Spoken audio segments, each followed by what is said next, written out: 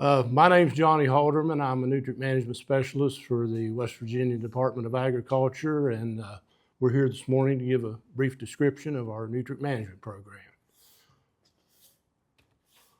What is a nutrient management plan? It's a plan to optimize the use of fertilized, manure, and soil amendments. It's a helpful tool for producers that recognizes the fertilized value of manure. It's also tailored for each individual farm. It's flexible, changes can be made. The producer just needs to get in contact with his nutrient management specialist, and that will be taken care of. And it's available at no cost. The first thing we do is we'll get in contact with the producer and schedule a farm visit. We'll meet with him, and then if he's confining animals, such as a poultry operation or cattle, we'll get animal numbers to figure out how much manure is being generated for land application. Maps. Prior to the visit, I will get farm maps from the Farm Service Agency. Soil maps I make up, I use Web Soil Survey, and that's usually added into the plan as I am developing it. Soil test results. We go out to the farm, we collect soil samples on all the fields. Manure test results. If they're using animal manures, we'll gather samples, bring them back to our lab and have those tested for analysis. Yield information. If they're raising crops and they have that information, it will be reviewed to see how their yields are based on soil type and soil classification to see what improvements can be made. Also, past manure application rates. Has the producer been applying manures the past couple years? If so, it will be accounted for in the plan as residual nitrogen. The next thing is crop rotation for the next 3 years. What crops are the individual planning to plant? And changes can be made with that as well. Right now, the West Virginia Department of Agriculture offers free nutrient management planning for farmers in the Chesapeake Bay area. If you live outside the area, there are other agencies and state agencies and federal agencies that you can reach out to that can help you out with this process. Hi, my name is Shawna McGuinness, and I'm going to go over how to collect a soil sample. So first step is you want to gather your tools. A soil probe is preferred, but you can use a clean shovel or a spade. You want a clean plastic bucket because metal can contaminate your sample. You want a paper or plastic bag, something to contain the sample. We usually use a small sandwich bag, that'll do. A permanent marker to label your bag, and then the next one is optional, but it's very helpful, is a field map. You can use aerial imagery, soil survey maps, or you can call your FSA office and they should be able to provide you with a map of your property.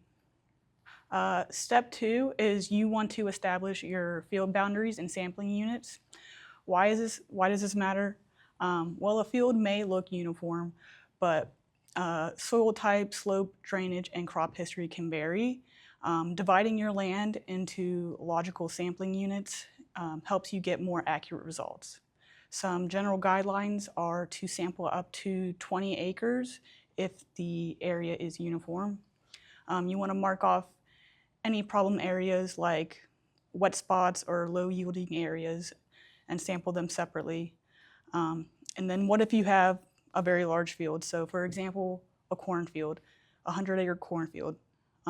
What you want to do is, instead of sampling that all as one, is you want to divide that into 5 zones of 20 acres.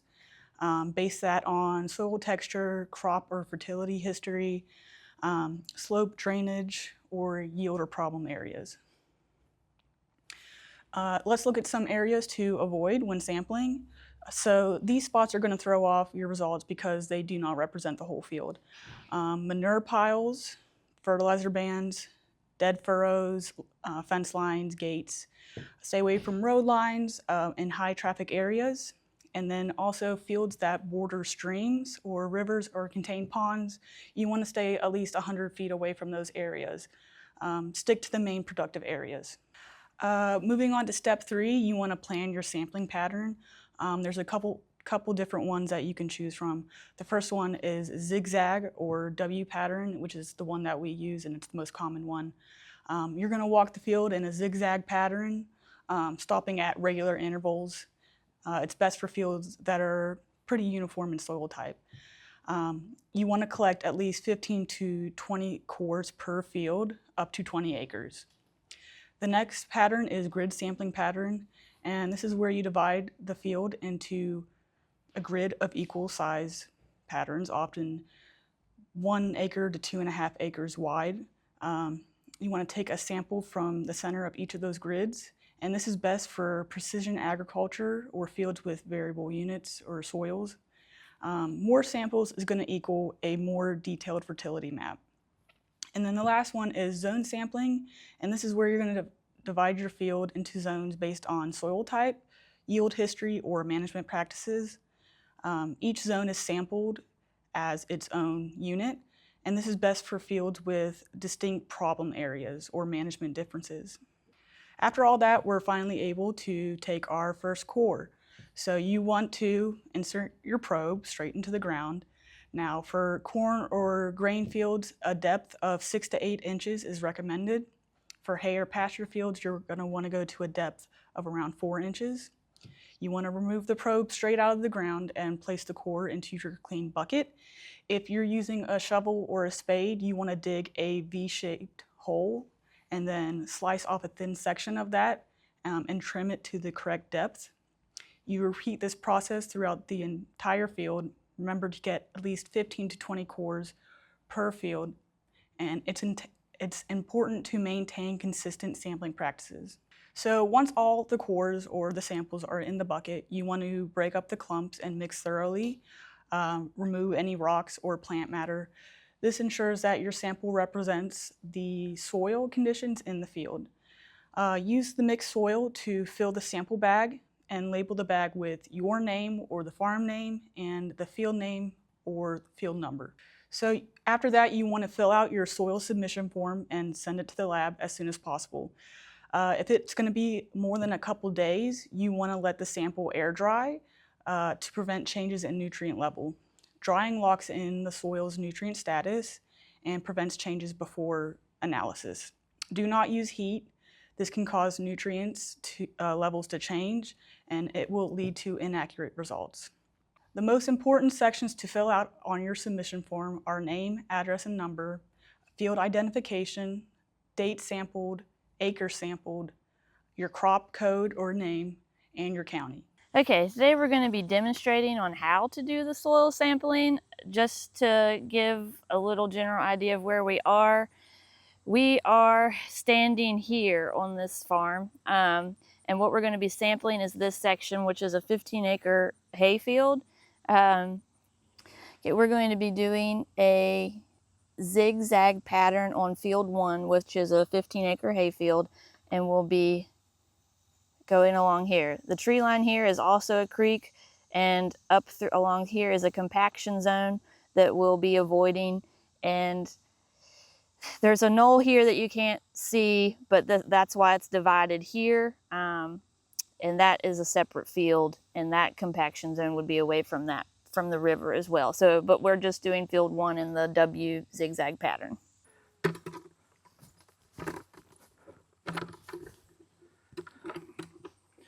Whenever we're sampling hay and pasture fields, what we're doing is trying to take a 2 to 4 inch section of the core that I just used the soil probe to get out of the ground with.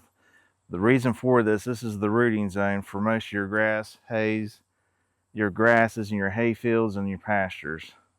So you want to take the sample from the area where the nutrients are being taken up from. If I was sampling a cornfield, I could go down to 8 inches on a cornfield. And if I was sampling small grains, I can go down to 6 inches. Well, in this field, like was already said before, this is about a 15-acre field. And what also Gina said, we'd zigzag through this field and taking samples as we go along, about 15 to 20 core samples. We'd do a composite sample. So we take all them core samples, put them in the bucket, mix them together, and pull our composite sample from that whole field to represent the field itself. So we want to try to get as many areas as we can, but avoiding the areas where cattle might congregate, such around watering troughs, shade. We want to stay out of low-lying areas because of nutrients being able to leach through the soil, especially the potassium, and might also have effect on the pH of the soil too. Okay, now we're gonna label our bag with your field number and work up the sample to put in the bag to prepare it for the lab. So we crush the cores up.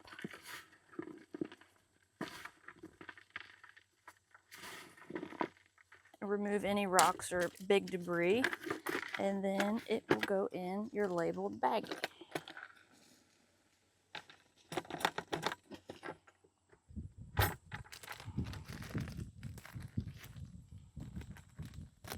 And this is what we take back to the soil shed to sieve and lay out to dry to prepare it for the lab.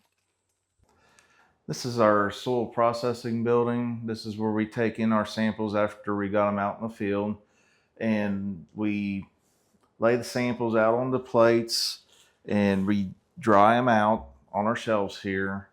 And then we use a number 10 sieve to sieve the sample to get all the organic debris and the bigger clods of soil and rocks out of it for our soils lab to process. We'll put these samples in a bag, back in the bag that we had them in, and take back inside, do the paperwork, and submit them into our lab. This is Matt Seitz. I'm a chemist here at the Department of Agriculture in Moorfield, and this is the Nutrient Management Laboratory where we receive litter and manure samples that are processed for nutrient content, which goes into the information used for writing of nutrient management plans. We have various equipment in this lab that we use to analyze those samples that come in. For example, this microwave here is what's used to digest the sample into a form that it can be used for analysis on our ICP, or this instrument here is a nitrogen carbon combustion analyzer, which measures the nitrogen content of any samples that we are testing here. And we have a pH analyzer and a drying oven for moisture and solids content. That's basically the process for this laboratory and processing samples here. All right, this is a microwave digestion system, and as you can see, it has vessels in here which contain the sample, and what it does is acid digestion. So there's acid and sample added to these vessels, and then the microwave heating and pressure process changes that sample into liquid form. So it's going from a solid digestion down to a liquid form where it can be used for analysis on different instruments for the nutrient measurements. All right, and then this is a nitrogen carbon analyzer, and it's that process is done by combustion. So it has a furnace where it heats the sample to a temperature above 950 degrees so that it completely burns the sample, and what's captured there is the gas, the nitrogen gas from the sample in that combustion process is captured, and that's what's measured on this instrument here. So this is total nitrogen analysis for any litter or manure sample that we test here. This instrument here is an ICP spectrometer, and what it does is measure the metals and minerals in any nutrient sample that we receive here, whether it be manure or soil or water. We use this instrument for all three of those things that we're using that go into writing the nutrient management plan, the information for the nutrient management plan. The microwave digestion that I showed in the other lab, that where the sample was reduced to a liquid, that's what goes into tubes, and this pulls liquid from the tube into a plasma, which blows up the sample, and it's measured using a spectrometer. Okay, so this is our soil lab, and this is our automated soil pH analyzer, and soil samples that we receive in this lab are placed into little containers like this, placed into a rack on this thing, and this instrument has a automated pH probe. And what it will do is, after the sample's added and water's added to that sample, it'll take the pH of that, and then it'll add a buffer solution and take the water pH as well as the buffer pH, which are the two measurements that are shown on the soil test report and that are used in the nutrient management plan. So this is an automated system. It can do, we're running about 60 samples a day. So it's time saver. Makes things way more efficient for analyzing pH on soil samples here in the lab. The information that we collect from those soil tests and manure test analysis go together along with our water quality program, but the soil and manure analysis are used specifically for the writing of the nutrient management plans. And all that comes together here, and all the testing is done here at this laboratory for those plans. So I'm Gina Bramson, and I work for the West Virginia Department of Agriculture as a nutrient management specialist, and I'm going to go over with you on how to read a soil report. The soil report is going to have several macronutrients on it: phosphorus, potassium, calcium, and magnesium. They are reported in pounds per acre, rated from very low to very high. High is an optimal rating. Nitrogen is not on our soil reports because it is highly mobile within the soil. It leaches easily, levels fluctuate rapidly with rainfall, temperature, and microbial activity. A standard test result is just a snapshot. It's not a reliable predictor of nitrogen in the soil for long-term needs. Our nitrogen needs are based on crop type, expected yield goal, soil type, previous manure applications or cover crop use, and growing conditions and timing. Our cation exchange capacity. This measures the soil's ability to hold positively charged ions, which are cations. It influences the nutrient availability and fertilizer management. A soil's storage capacity for nutrients. This is measured in McGuinness per 100 grams. Soil particles, especially clay and organic matter, have negative charges. These charges attract and hold cations until roots absorb them. The higher CEC equals greater nutrient holding capacity. Sandy soils have a lower cation exchange capacity. They don't hold nutrients well, and they need more fertilizer applications. A moderate CEC is around 8 to 15 and is ideal for most crops. Soil pH. This measures the acidity and alkalinity of the soil and is based on a scale of 0 to 14. A rating of less than 7 is acidic and greater than 7 is considered alkaline. A rating of 7 would be considered neutral. Most crops in our area are growing at the pH between 6 and 7. Low pHs results in reduced nutrient availability, and high pHs result in nutrient lockout. Our buffer index. This is found only when the pH is less than 6. If your pH is greater than 6, buffer index may not be listed. This measures the soil's resistance to pH change and based on the soil's CEC and acidity reserve. This is also used to determine how much lime is needed. A lower buffer index equals more lime required. For example, if your buffer index is 6.5, you may be recommended to apply 1 ton per acre of lime. The rates may vary by soil type and local recommendations. Next is ag lime versus dolomitic lime. Ag lime is primarily calcium carbonate, used when soil magnesium is adequate. The dolomitic lime contains both calcium and magnesium carbonate, used when soil magnesium is low, less than 50 pounds per acre.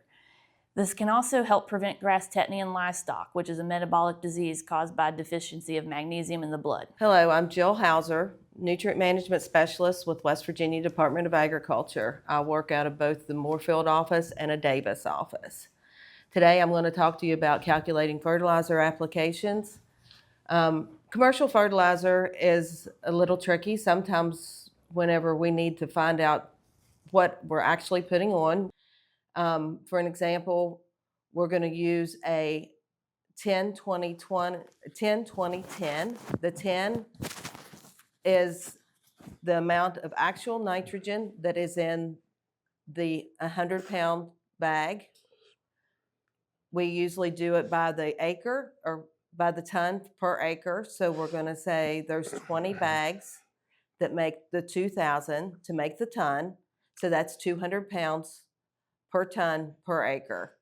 That is your nitrogen and your potassium. Phosphorus in this batch is 20 pounds. So 20 times 20 gives you 400 pounds per ton per acre.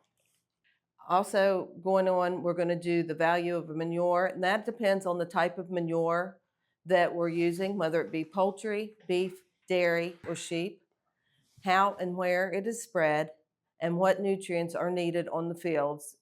That would be if we would have a high P field, would we look to see if we want to move that to another field and just use commercial fertilizer where we do not have to put any phosphorus on that field. And down here, we're going to show that an example of what a beef manure sample would look like. Your ammonium nitrogen is what is actually available, and that's 1.4 pounds per ton. Organic nitrogen is what is in the actual sample, and that is 12.9 pounds per ton. Phosphorus is 12.7 pounds per ton, and potassium is 12.5 pounds per ton. This is what a sample would look like whenever it would come from the lab. And at the bottom of that, it shows what the amount of nitrogen that is going to be available if it is incorporated or if it's land applied. And that's the land applied, you're not going to have as much because we're going to lose some to the atmosphere. Some of the best management practices that we are using and suggest for a nutrient management plan are buffers. We have stream bank, property lines, roads, houses, wells, and springs. There are different amounts of setbacks that we have, and those on a stream bank, it's around 50. Property lines are 20, roads are 20, houses are 100, wells and springs are 100 also. And that could depend on where you're doing a nutrient management plan and for whom you're doing one for. But buffers are a setback where you do not spread manure or fertilizers in those areas. Cover crops are another area that we look at. Harvest in the spring or incorporate for a green manure for organic materials. Cover crops are planted to take up any fertilizer that is left over that the crop does not use for that whenever you plant that summer. And the cover crops are planted in the fall to take up those extra nutrients.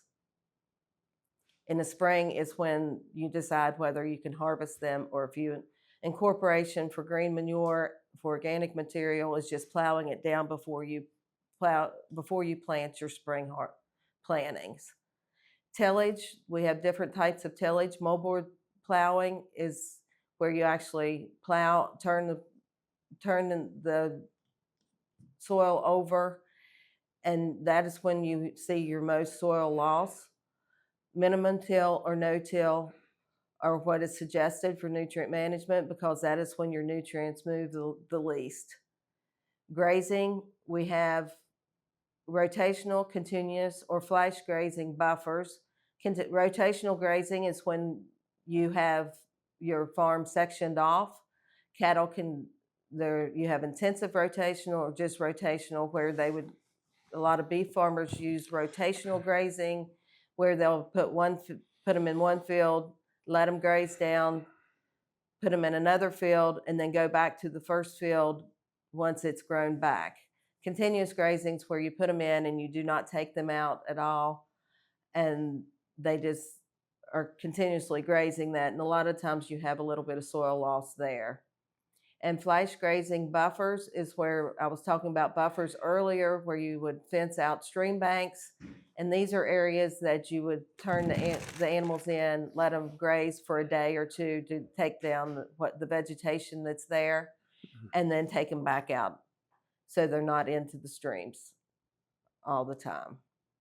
And the benefits of a nutrient management plan: you increase your yield increases, your better nutrient uses, improve plant health, improve soil health, possible increases in economic benefits, and lower your fertilizer costs. Now we're going to move on to how to collect a litter or manure sample.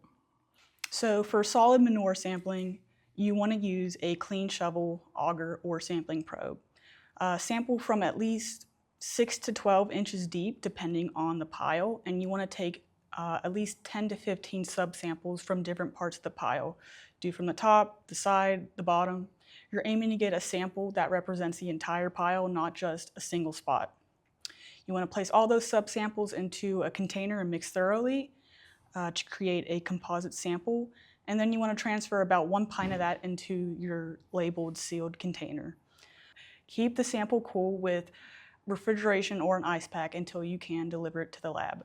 For liquid manure sampling, you always want to agitate before sampling. Always agitate liquid manure in lagoons, pits, or tanks before collecting samples. Use a mechanical agitator or pump. Without agitation, all the nutrients are going to settle at the bottom and you're not going to get a clear reading. Take 8 to 10 dipper samples, mix them into a clean container, and pour a portion of that into a leak-proof sample bottle. Label it, keep it cold, and deliver it to the lab within 24 to 48 hours. Hello, my name's Jason Dalrymple. I'm a nutrient management specialist for the West Virginia Department of Agriculture.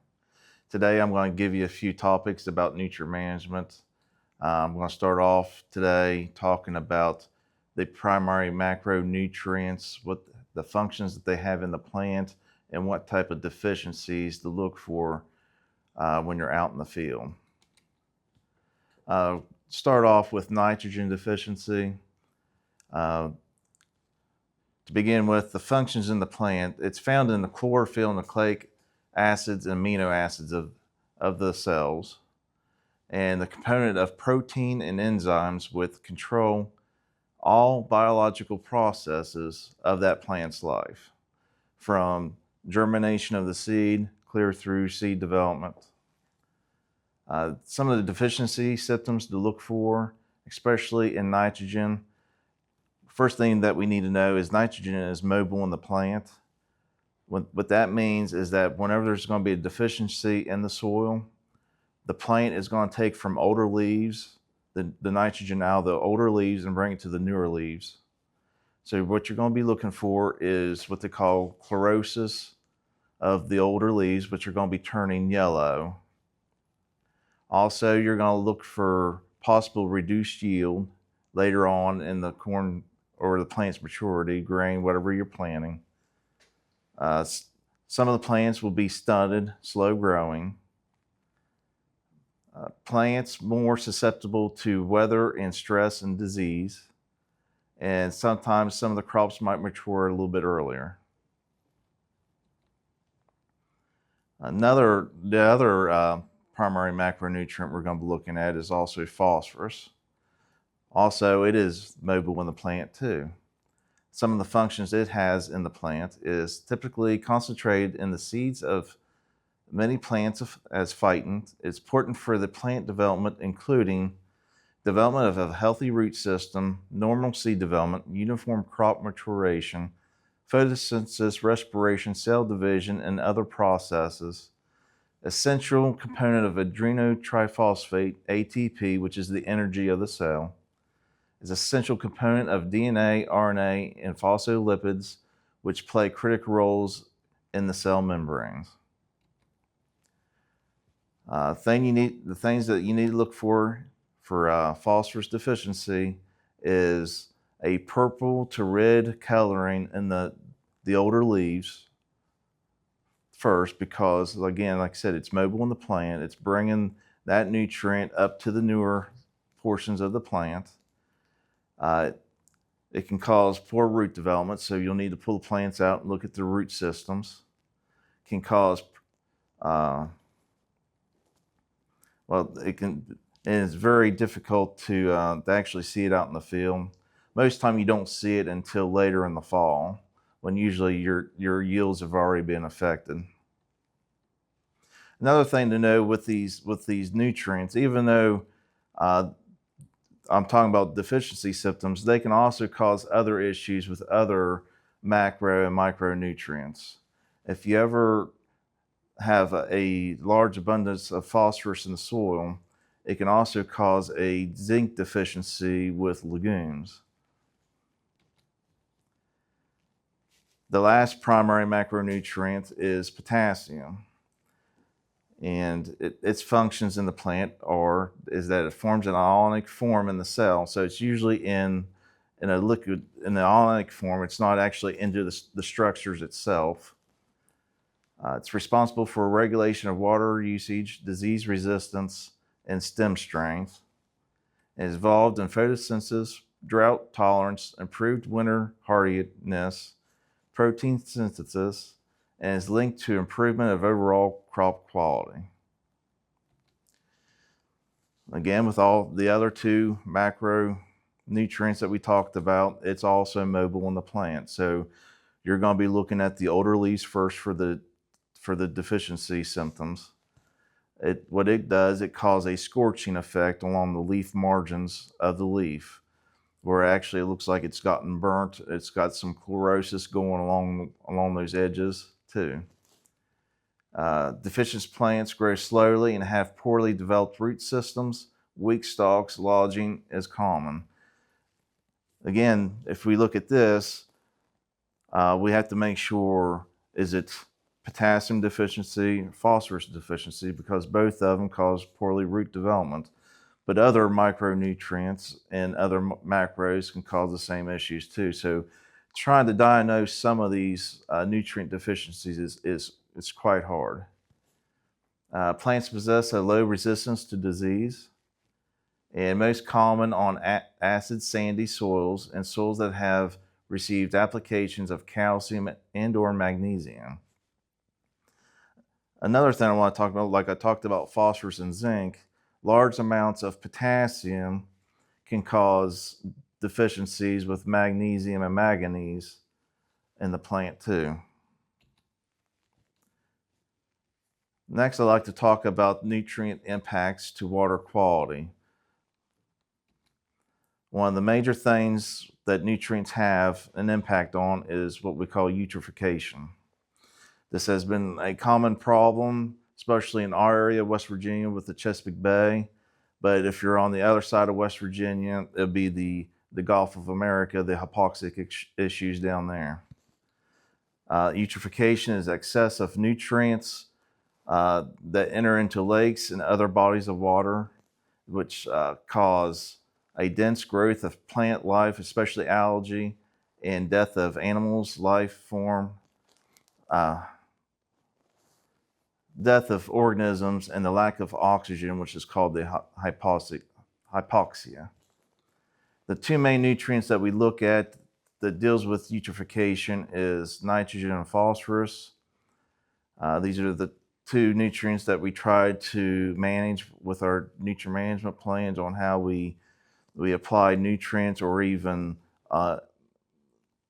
give examples of BMPs, best management practice, to help with the issues of not losing soil or the nutrients off of the field. The phosphorus is usually the limiting nutrient with eutrophication. The causes of the algae bloom are from the eutrophication, but they can be toxic to animal life and even human life. They prevent light penetration, the algae blooms, which can cause plants to die off. The underwater plants, they can't have photosynthesis because the sunlight can't reach them, so they die off, which has dramatic effects on ecosystems.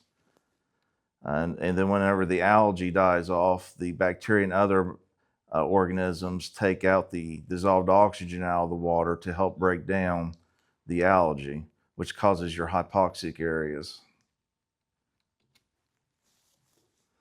Another issue that we also try to help with our nutrient management plans by offering different types of buffers and other best management practices is sedimentation.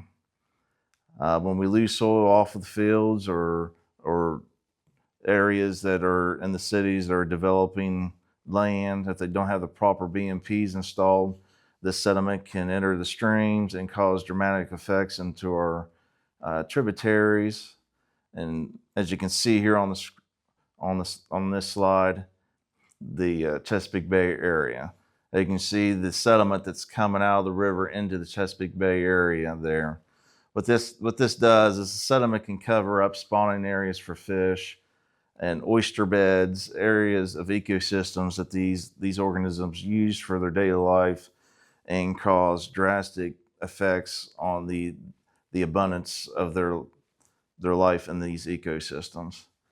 It decreases the water depth because you're bringing in sediment, filling in the bottom of these streams in bay areas, which in effect causes water temperature to increase. When water temperature increases, its ability to hold dissolved oxygen decreases. So another way, you don't have enough dissolved oxygen in that area also. The sediment also has an effect on the sunlight for the submerged vegetation also, for what they need for photosynthesis. Sometimes these sediments also are laden with nutrients, especially phosphorus. Phosphorus is tightly bonded to sediment. So that's the easiest way for the phosphorus to enter these ecosystems and cause eutrophication issues. Another thing is they can also have pesticides that have that are persistent in the environment, can have effect on these ecosystems. Another part of nutrient management that's coming around is climate smart mitigation practices. The one thing with nutrient management that we follow is the 4 R's of nutrient management: the right source, the right rate, the right time, and the right place. All these 4 R's correspond with one another, and different things that we do with different practices that we do could be at the right source at the right time, can meet the different R's. Usually with right source, are you using the right fertilizer, or are you wanting to use an organic source to help with soil health or add the other micronutrients that you might not get out of a chemical fertilizer? Right rate, are you applying the right rate to meet the nutrient needs of the crop? And this kind of corresponds with the right time, like should we split apply these nutrients? Say on hay fields, nitrogen is very volatile in the environment. You can lose nitrogen through the soil profile from leaching if the soil's been laden with water for a long period of time. If we have heavy rainfalls with no grass to capture the nitrogen, it can be run off into streams. It can also, if the ground is barren when the nitrogen's on and we haven't got no moisture, it can also volatilize off as a gas, as ammonia. So applying the right rate at the right time, especially with hay fields, would be a great benefit to your hay fields, because you can split apply it to where you have your abundance of nitrogen at planting, and then come back with about half of it or 40% of the nitrogen that you need for the total crop after the first cutting. And also another thing we can look at is the right place. If the farmer has the right equipment to ban fertilizer, putting the fertilizer where it's going to be mostly efficiently used by the plant, to where you can put it there where it'll be picked up by the plant and you'll be more cost effective for the farmer. Another mitigation practices that we're looking at too is precision agriculture. Precision agriculture can improve resource management through the precise application of inputs such as water, fertilizer, and feed, leading to more efficient agricultural production. Some of these different things that can be considered precision agriculture is the usage of geographical positioning systems, geographical information systems, auto steer, uh, wireless telematics, being able to hook up all your equipment to a wireless system, variable rate technology.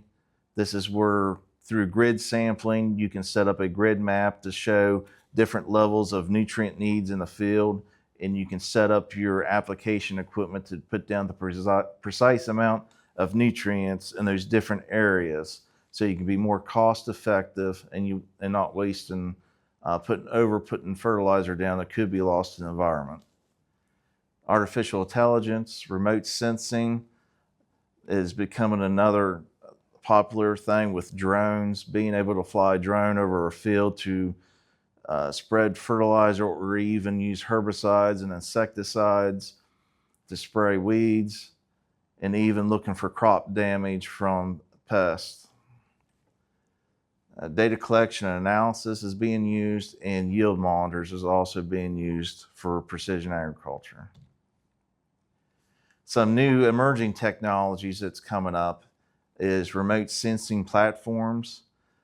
Again, I talked about the drones going over the ground and looking for areas of pests or weeds popping up and being able to spray for them. In-ground sensors, being able to put in these sensors that monitor soil moisture to know when they need to turn on their watering systems for their crops. Targeted spray systems. This is use of machine learning to precisely spray in a specific spot. And automated mechanical weeders. Again, using drones to go down through rows to cut the weeds mechanically. This is more popular in the organic production. I hope these talks have been beneficial for you in explaining and a better knowledge of an intro into nutrient management. With my talk earlier, I talked about eutrophication and trying to use best management practices to manage the nutrients coming off of fields that are getting land applied. With these fields here, they mostly get poultry litter applied to them, which is one of pretty high concern because of the amount of phosphorus that's in the poultry litter. You need the nitrogen out of the poultry litter, but you don't need all the phosphorus. Usually a ton of hay takes about 40 pounds of nitrogen, 40 to 60 pounds of nitrogen per 1 ton yield, where it only needs about 15 pounds of phosphorus for a ton yield. So when you got a nutrient source, an organic source that's heavy laden with phosphorus instead of nitrogen, then you need to really put in best management practices to help control these nutrients. And as you can see on this field, they're maintaining, well, when they cut their hay, they maintain at least a 3-inch height on the grass, which in normal stances, if this was a steeper slope field, that would help catch nutrient runoff coming off of the fields during storm runoff events. But the thing that this field does have is it has a riparian buffer. This is a buffer strip along the south branch of the Potomac, which eventually leads to the Chesapeake Bay. This helps capture any excess nutrients that might leave the top of the soil through runoff. The vegetation captures those nutrients before it can reach the water, which eventually goes to the bay, which can cause eutrophication down there, but also can cause eutrophication or algae blooms in this area up here too. Another thing with the vegetation on the field here, having a healthy vegetation through following your nutrient management plan to supplying the right nutrients and everything will create cover for the field and also have a good root system. So whenever we do have heavy rainfall events and runoff, the sediment in this field will be captured by the vegetation or held still by the root systems, especially in particular with one of the most limiting nutrients with eutrophication, which is phosphorus. Phosphorus is bonded to soil particles through their high cation exchange capacity. So it's very hard to pull phosphorus away from soil. And that's why if we can manage the soil in the field by maintaining it there. With a hay field, maintaining a healthy stand of grass with a good root system, maintaining a proper height at all times, and especially during rainfall events on sloped fields, that we can prevent the soil from reaching water sources that could end up causing the algae blooms and other issues that we have with eutrophication. And we hope today that these videos today of each of us giving a little example of things that we deal with nutrient management will be beneficial to you and your process of understanding what nutrient management is, and possibly being able to go out in the field yourself and doing the work. This virtual pasture walk is brought to you by the West Virginia Conservation Agency, funded through the NRCS Grazing Lands Conservation Initiative. For similar content, please visit grazingprofessionals.us.